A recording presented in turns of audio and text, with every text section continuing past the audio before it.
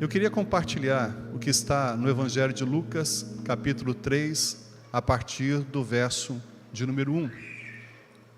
Evangelho de Lucas, capítulo 3, o que está a partir do verso de número 1.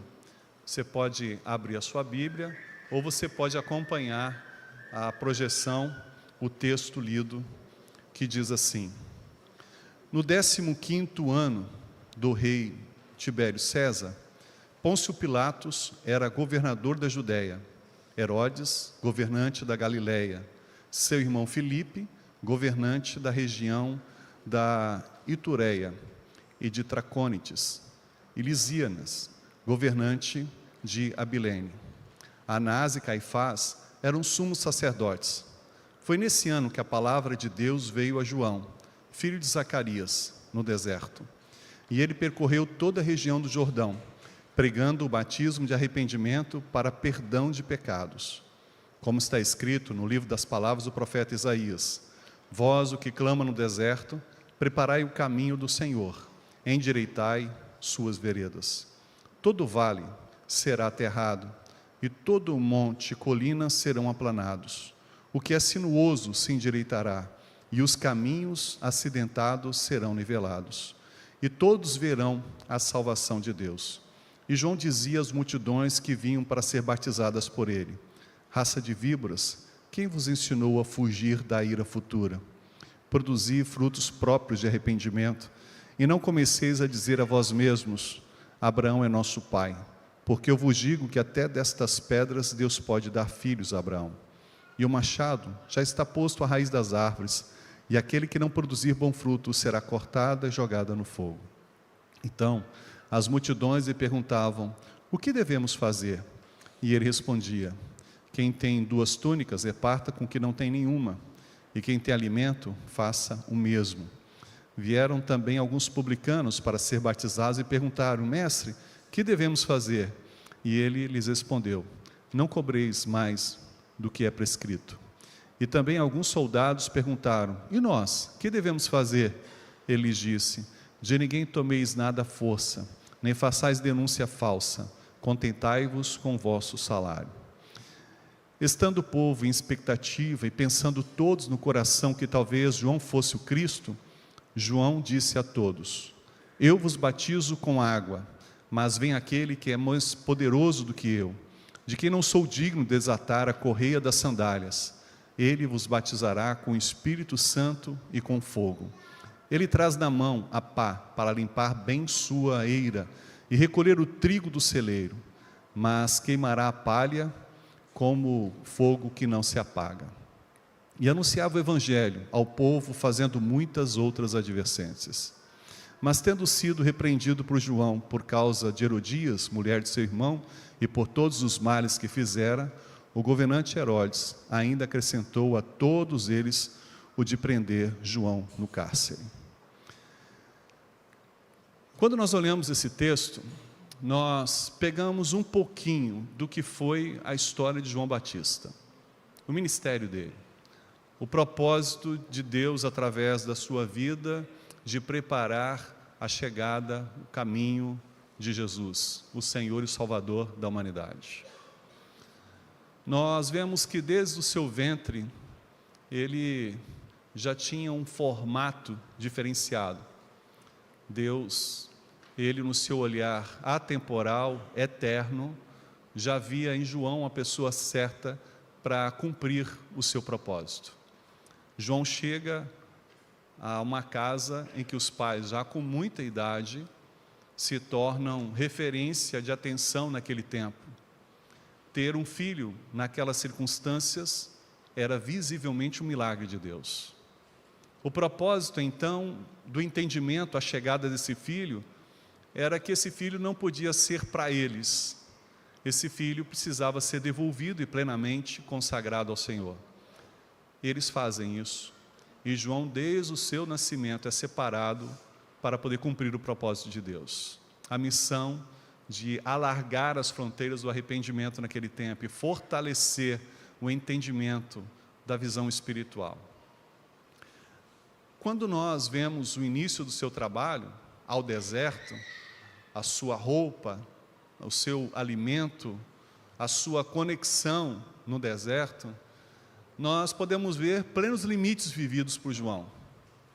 Todo o tempo em que ele ali está e se prepara, ao tempo em que ele cumpre o ministério, perto da chegada de Jesus, mostra que ele tinha muita lucidez, muita consciência do que Deus esperava da sua vida e da sua missão aqui na terra. Jesus estabeleceu o seu tempo por 3 anos e meio. Nós não sabemos ao certo quanto tempo de ministério João teve. Mas João fez o que Deus propôs a ele. E ele viveu e se submeteu a todas as coisas que foram estabelecidas. Por que João foi para o deserto? Por que João viveu no deserto? Por que João estabeleceu a sua formação de vida e história no deserto?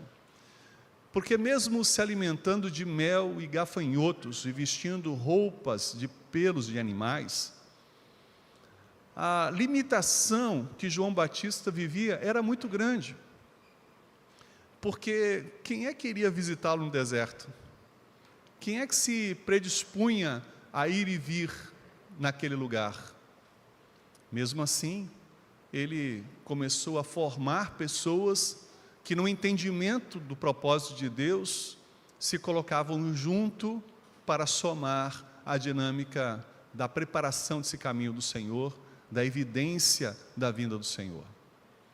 Mas, se João não tivesse vivido assim, e mesmo vivendo assim, ele foi extremamente criticado, mas se ele não tivesse vivido assim, as pessoas do seu tempo, da mesma forma que João capítulo 1, versículo 12, fala do distanciamento da fé em Jesus, porque eles acreditavam, e muitos judeus até hoje, que o Cristo deveria ser um rei de forma física, e não um filho, uma família de carpinteiros. A exclusão da possibilidade de Jesus, o Messias, no passado e até hoje, não tem apenas um viés socioeconômico, mas permeia também esse viés socioeconômico. O olhar de expectativa formado sobre Jesus era grande. Se João não tivesse vivido como viveu, o seria também. João vive no deserto, estabelece os limites nos seus desertos, para poder viver e ao tempo desenvolver a mensagem do Senhor. Um segundo aspecto que nós precisamos entender aqui, é que João, ele não se permitiu sobressair, porque o entendimento dele é que ele estava só preparando para aquele que haveria de vir. Algumas pessoas olharam para ele e imaginaram, é esse Jesus. Porque quem é que vive dessa forma? Quem é que consegue ser assim? Ele é a resposta para nós. Deus proveu aquele que será o Deus entre nós. E João começa a dizer, calma, eu não sou quem vocês estão pensando que eu sou. Eu estou aqui apenas para preparar o caminho daquele que Deus estabeleceu. A consciência não permitia que as pessoas o pudessem projetar como o mais importante naquela época, ou até numa missão que não era sua. Ele sabia muito bem qual era o seu papel, ele sabia muito bem qual era a sua responsabilidade, e é por isso que ele se mantém no seu devido lugar. Percebam, João Batista poderia ter se permitido, naquela época, se constituir referência maior para as pessoas, mas ele não permite isso, para que as pessoas entendessem que a sua missão, predita por Deus através dos profetas, estava se cumprindo, assim como se cumpriria a vinda imanente, de forma direta, naquele tempo de Jesus. João consegue dar o devido tempo para todas as coisas. Terceiro aspecto importante que aqui está exposto é que João, ele estava anunciando a todas as pessoas uma perspectiva de arrependimento. E ele favorecia isso de forma muito direta. Como as pessoas poderiam se portar arrependidos naquele momento, senão numa entrega irrestrita das suas vidas a Deus. Se eles não estivessem dispostos a se arrepender de todo o coração, eles não teriam como continuar vivendo. Porque a visão deste movimento que João estabelece eles precisavam se arrepender de tudo o que era pecado, falha para com Deus, de tudo o que era limite na referência de Deus. E que se isso acontecesse, não mudaria só o sentido e a referência do passado, do que eles fizeram, mas mudaria o sentido e a referência de tudo que eles eram e de tudo que seriam, de tudo que fariam dali para frente. É por isso que as pessoas começam a perguntar, João, como é que nós vamos viver? Como é que vai ser? Como devemos proceder? E João começa dizendo as coisas. Olha, daquilo que já é prescrito, não vai cobrar mais. A pessoa tem o direito de não pagar, porque já venceu. Você não vai prestar contas ao governo sobre isso. Isso vai ficar com você, você não precisa disso. Começa a viver de uma forma diferente. Começa a construir movimentos diferentes. Começa a ser a essência da sua fé. Comece a praticar o que Deus estabelece para com você. O olhar de João era um olhar introdutório do Sermão do Monte. Quando você analisa o texto de Lucas capítulo 3, com o Evangelho de Mateus, capítulo 5, 6, 7, você começa a ver semelhança no entendimento do reino de Deus. E tem que ser assim, porque João estava preparando o entendimento desse reino de Deus, estava introduzindo a consciência que as pessoas precisavam ter de Deus e de como viver com Deus. Jesus só sistematiza essa teologia, só constrói esse movimento de uma forma efetiva para todos. João já sinalizava o que seria viver plenamente o Senhor. Quando nós olhamos, nós percebemos diferença de fato em João. Nós percebemos um propósito diferente em João. Nós conseguimos ver uma consumação de vida diferente de um homem de Deus.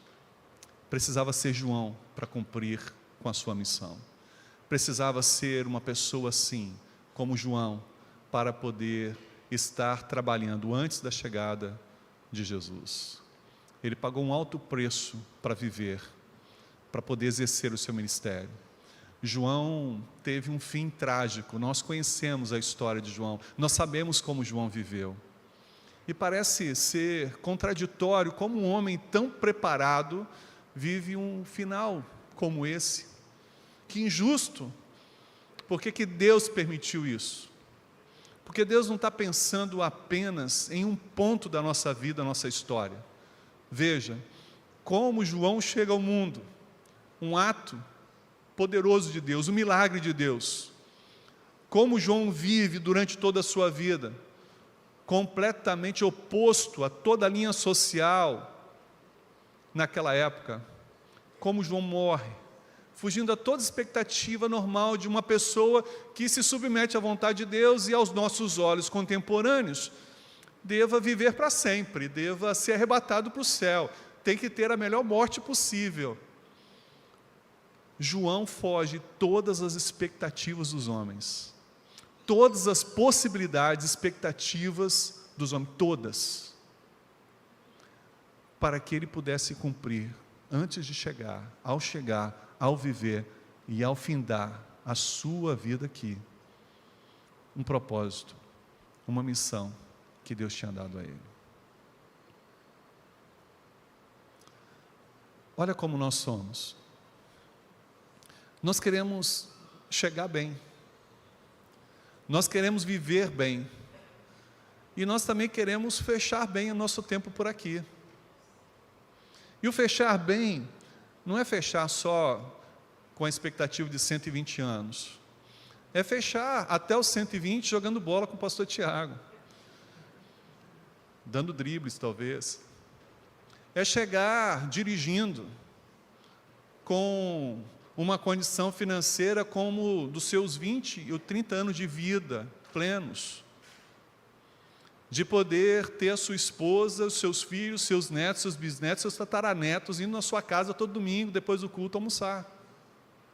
A expectativa é essa, nós pensamos assim, porque como homens, nós vivemos assim, certo? Tem algum mal pensar isso? Não. Mas, se fosse para viver só para isso, talvez não fizesse sentido a nossa história, ou a nossa razão de história. Porque antes dessas coisas, precisa estar Deus, precisa estar os propósitos de Deus, precisa estar a vontade de Deus. E é exatamente isso que a gente precisa fazer. A gente precisa pensar em Deus e colocar Deus em todos os primeiros lugares da nossa vida. Porque nós temos várias áreas da nossa vida e precisamos colocar Deus em todas elas. Porque antes se dizia, o que é mais importante na sua vida? De tudo, a gente dizia Deus. Hoje, o mais importante de tudo na minha vida espiritual é Deus. Mas nessa outra área é isso, nessa outra área é isso. E nós então colocamos que no mesmo patamar de valor, entre aspas, Deus, com outras frentes e propósitos que nós temos sobre a nossa vida. O que nós precisamos entender é que se Deus é em primeiro para tudo, em todo o tempo, sob todas as circunstâncias, Ele precisa ser valorizado, Ele precisa ser a nossa referência, e não o que nós construímos de nós mesmos. Então pensar um Deus é pensar um Deus grande, maior do que o universo que não tem fim. Imagine esse Deus grande, que está acima de todas as coisas, e nós, não quero medir tamanho na ação ínfima da nossa existência, mas quero mostrar para você o poder deste que criou todas as coisas, que está acima de todas as coisas, e nós, que temos os nossos problemas e as nossas dificuldades, talvez até em algum momento um pouco maior do que nós mesmos, que não cabe em nós, mas aí nós temos um Deus que não cabe em nenhum lugar, porque é maior do que tudo. Mas olha, apesar de ser grande e não caber em outro lugar, Ele cabe em todo momento da nossa história, Ele cabe na dimensão da nossa fé, daquilo que nós agora estamos vivendo e daquilo que nós viveremos no nosso amanhã. Ele cabe como resposta, Ele cabe como solução, Ele cabe como esperança para tudo, porque este Deus grande e poderoso é o Deus que nos ama e que está presente sobre a nossa vida, a nossa história. E é por isso que buscá-lo em primeiro lugar, tê-lo como referência primária na nossa vida, é uma necessidade. Pode ser injusto o formato de algumas coisas que vivemos, mas vamos olhar a história. Foi injusto Abel viver tão pouco tempo e morrer por fazer uma coisa correta, de oferecer o seu melhor a Deus, a sua melhor adoração. Quando nós olhamos a Bíblia, nós percebemos que Noé, injusto, depois de 120 anos de ministério, não ter ninguém na sua igreja, entre aspas, a não ser os seus próprios filhos. Quando a gente olha para a história, parece ser injusto Moisés, depois de 40 anos naquele deserto, não permitir-se entrar na terra prometida. Parece ser injusto Sansão, no seu melhor momento, em que ele consegue vencer grande parte dos filisteus numa ação só, ele não consegue sobreviver para poder participar da festa junto ao povo de Israel. Sabe, nós não apenas olhamos o Antigo Testamento, mas também olhamos para o Novo Testamento e vemos Estevão, que homem maravilhoso. Ontem, num grupo de pré-adolescentes ali no sítio, inclusive nesse final de semana está ocorrendo o Acampa Kids da igreja, um histórico marco de presença de inscrições. Lá está um momento muito especial, desde sexta-feira. Realmente Deus tem feito uma obra grande na vida daquelas crianças, e na nossa igreja e na nossa sociedade, nós acreditamos. Mas um grupo de adolescentes, pré-adolescentes, ontem dizendo: pastor, quais são os top 5 da Bíblia para você? E é difícil você pensar nos 5 principais personagens da Bíblia, mas eu estabeleci na ordem que eles estabeleceram lá. E o top dos tops para mim foi Estevão. E não podia só falar, tinha que explicar por que escolher o quinto, o quarto, o terceiro, o segundo e o primeiro. Então, no meu olhar, Estevão é o top dos tops. Porque esse homem fez uma diferença muito grande. E se você não conhece a história de Estevão ainda, procura na Bíblia. Faço até mais, não entra só no capítulo específico ali no início de Atos, não. Leia o livro de Atos todos, que você vai encontrar um monte de homem e mulher que são realmente bênçãos na história bíblica e da humanidade. Mas olha que coisa interessante, Estevão foi um homem que realmente marcou a igreja primitiva e marca a nossa história.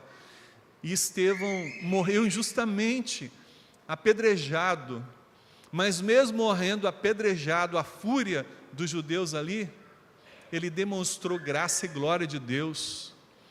O seu semblante retratava Deus com ele. E isso mostrava que as pedras não estavam sendo direcionadas apenas a Estevão, mas ao Deus do Estevão. A referência da história de Estevão. E quando olhamos mais personagens, homens e mulheres, como foi dito, é impressionante alguns resultados ou algumas circunstâncias que essas pessoas passam. Mas se eu olho na Bíblia, depois de Jesus, eu vejo que uma pessoa que pagou um preço altíssimo foi Jeremias, como profeta de Deus, o chamado profeta chorão, que exerceu a vontade de Deus na contramão da fé e da expectativa do povo daquela época, porque tudo o que dizia, eles diziam, ou está passado da mente, doido, ou ele está completamente desfocado de quem realmente Deus e quem nós somos como povo de Deus. E dentro dessa realidade, ele não perde apenas alguns conhecidos, o respeito na sociedade. Ele perde os seus amigos e perde as pessoas mais próximas. Ele faz o ministério sozinho. As pessoas o desacreditavam, as pessoas não conseguiam se submeter ao que ele trazia, porque era a palavra pura de Deus. Há uma expressão profética que diz, Koramar Adonai.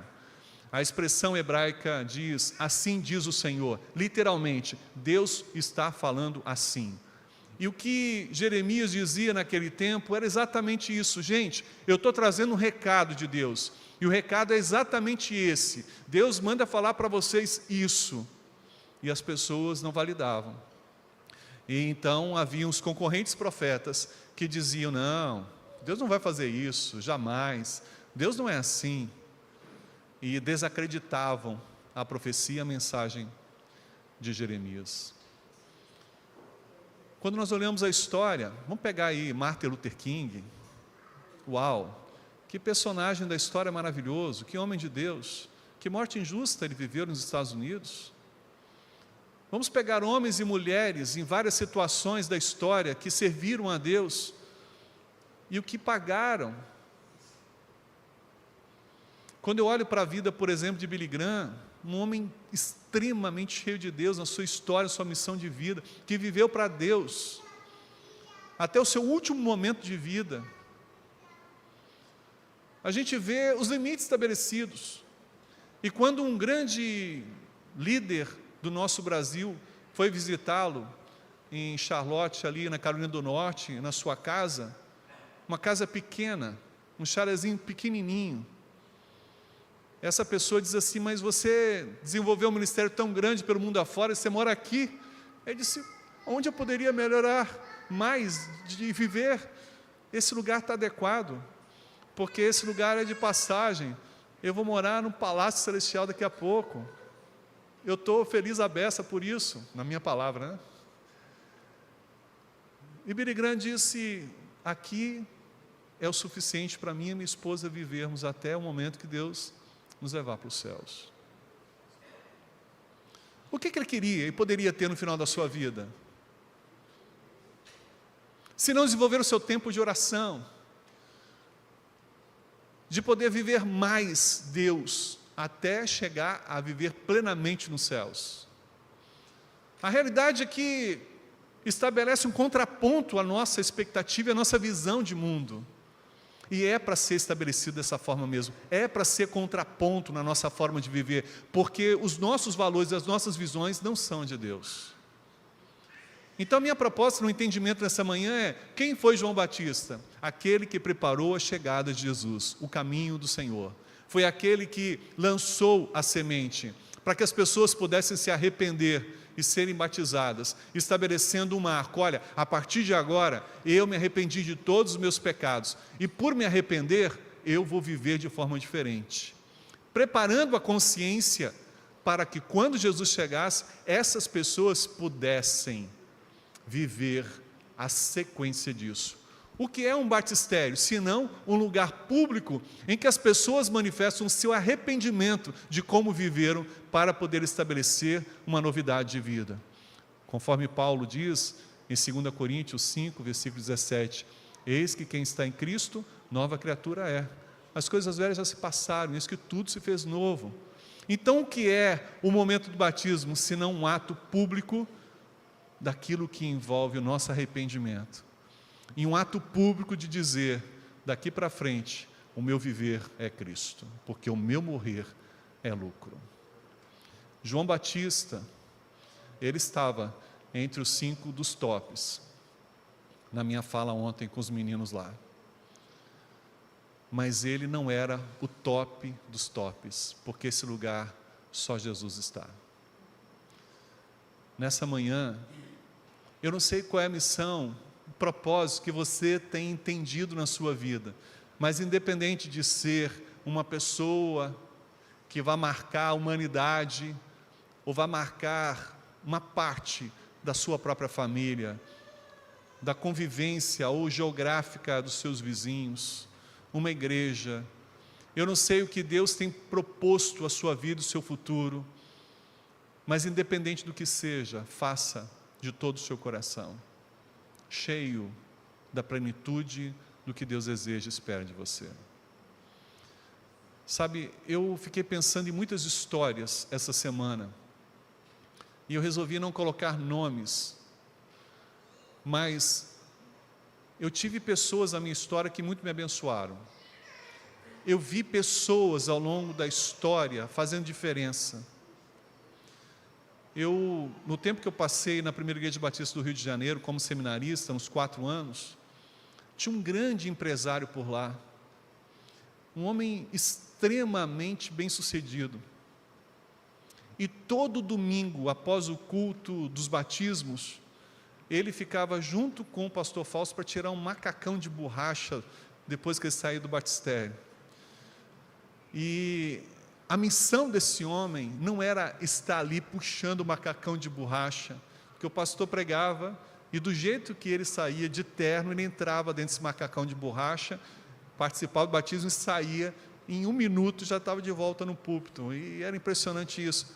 E a missão desse moço não foi só comprar esse macacão de borracha, trazer, era de colocar e retirar.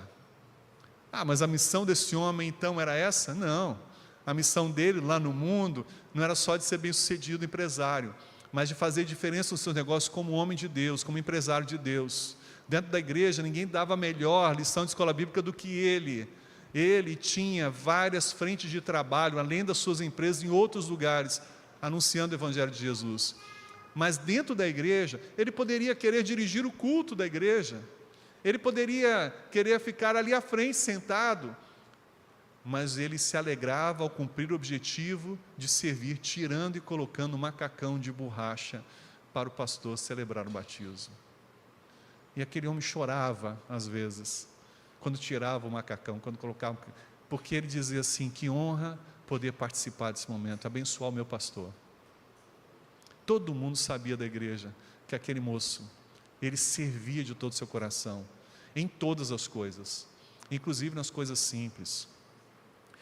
Eu tive uma pessoa uma vez que, durante 12 anos da minha história, ela cuidava do meu frigobar no gabinete. Engordei a beça por isso. Cheguei a 139 bons quilos. Ela fazia doce 2 vezes por semana e colocava. Gerava uma manutenção perfeita. Era uma mulher bem-sucedida, uma pessoa que poderia cuidar da história dela, seguir a referência dos seus filhos e netos. Mas ela dizia que ela tinha a honra da parte de Deus de poder estar ali para servir o pastor da igreja. E ela era conhecida na igreja como a cuidadora do frigobar do pastor. É claro que não era só o frigobar. Mas a grande questão é, não há notoriedade nisso. Colocar, retirar macacão de borracha, preparar coisas, colocar no frigobar, não tem nada diferente nisso. Mas o testemunho dessas duas pessoas na igreja local eram tremendas, sabe por quê? Porque não era uma coisa só que fazia, era uma coisa das coisas que se fazia. A diferença não estava em ser um grande professor de escola bíblica, mas ser um grande professor de escola bíblica, ser um grande empresário, e ainda se preocupar numa coisa tão pequena e fazer questão de viver isso, de ser uma mulher bem-sucedida na vida, de ter tantas responsabilidades, tantas funções na igreja, e mesmo assim cuidar de uma coisa tão simples. Qualquer um pode fazer isso, qualquer um pode fazer, mas quando uma pessoa faz como missão de Deus, mesmo que seja qualquer coisa, o qualquer deixa de ser qualquer e passa a ser especial. Você entende isso? Então qualquer pessoa poderia preparar o caminho do Senhor, entre aspas, que é isso, qualquer não, precisava ser João Batista. E é por isso que o olhar para a sua vida e sua história hoje me faz esse desafio, e eu queria concluir assim. Eu queria concluir colocando para você o seguinte: a sua missão e o seu propósito pode ser o de antecipar um movimento maior, de Deus, por exemplo, nessa igreja, nessa nossa comunidade, nesse tempo aqui no Brasil e no mundo.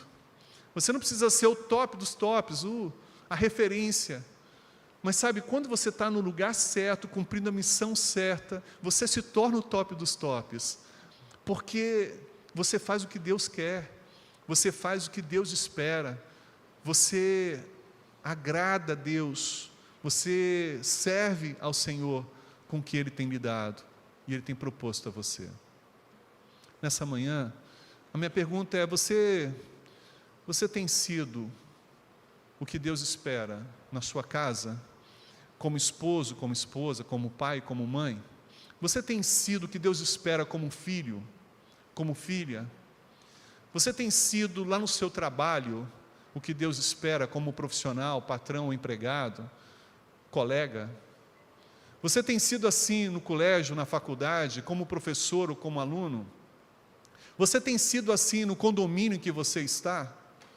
Quem mora em condomínios grandes e tem esses grupos de condomínio, meu Deus, quantos desafios aparecem ali, quantos momentos adversos são estabelecidos, e quando sabem que você é pastor, então, a grande questão é, Deus não colocou você e não permitiu você estar onde você está por qualquer motivo. Deus tem um propósito maravilhoso para você. E isso envolve um custo. Aprenda a pagar o custo e seja feliz por isso. A honra de fazer as coisas e ser, principalmente, o que Deus quer que você seja. Vai valer a pena para tudo. Se hoje nós pudéssemos entrevistar João Batista, dar um microfone para ele e dizer assim: meu amigo, conta aí, como foi servir a Deus na sua vida? O que você acha que João Batista diria? O que talvez alguém pudesse perguntar, um pré-adolescente: ei, como é que foi perder a cabeça, meu amigo? Ter a sua cabeça decepada? Ele diria: valeu, porque foi por uma causa nobre, que marca gerações. O homem pode cortar a cabeça, mas o homem jamais consegue cortar o amor de Deus sobre nós. O homem pode morrer, mas nunca separará do amor de Deus, porque nem a morte é tão poderosa para isso. Nessa manhã, entender o propósito, a missão de Deus e fazê-la cumprir, pagando o custo, seja qual for, vai valer a pena, porque nós não apenas teremos aos olhos humanos um reconhecimento aqui ou acolá, nós teremos reconhecimento eterno de Deus. Este homem, esta mulher fizeram o que deveria ser feito e foram bênçãos, instrumentos na terra. João Batista foi um homem em excelência no seu propósito de vida. Vamos orar? Pai, que palavra desafiadora é essa? na contramão da nossa sociedade, dos tops, dos pódios, dos primeiros lugares, dos vencedores. Essa palavra vem ao nosso coração porque nos desafia, porque nós achamos que as pessoas usadas pelo Senhor são Billy Graham, são Martin Luther King, são o rei Davi. Mas nós encontramos pessoas como uma menina de 12 anos que estava lá no exílio e lembrou do profeta e do Deus do seu país, da sua terra, e que pôde falar e encaminhar Naamã para ser curado por lá. Nós olhamos e vemos, ó Deus, pessoas que estiveram ali no caminho, em que Jesus passando, tiveram oportunidade de gritar, e mesmo repreendido, gritaram mais alto ainda, porque tinham em Jesus esperança. Eram pessoas comuns, desprezadas, e foram ouvidas. Uma pessoa que estava há 12 anos com um fluxo imenso de sangue, não podia estar no meio das pessoas, e ela se atreve a isso para tocar no manto, só tocar, e ela é curada. Quando nós olhamos a Bíblia, a história, nós vemos que o Senhor olha para um homem que tinha poder, influência, dinheiro, mas que tinha subido num pé de árvore para poder ver o Senhor, e o Senhor decide estar na casa daquele homem naquele dia. Quando nós olhamos a Bíblia, Pai, nós vemos quem o Senhor escolheu para ser os seus discípulos. Quem era Pedro, Pai? Quem era Tomé? Quem era, Pai? Nós olhamos e percebemos o que o Senhor é capaz de fazer sobre nós. O Senhor dá sentido para nós. Por isso aquele menino que tinha os peixes e pães ali, Senhor, foi o suficiente para poder criar um ato multiplicador e abençoar milhares de pessoas. Nós podemos ser pequenos, ter pouco, mas nós sempre seremos suficientes para cumprir os propósitos de Deus.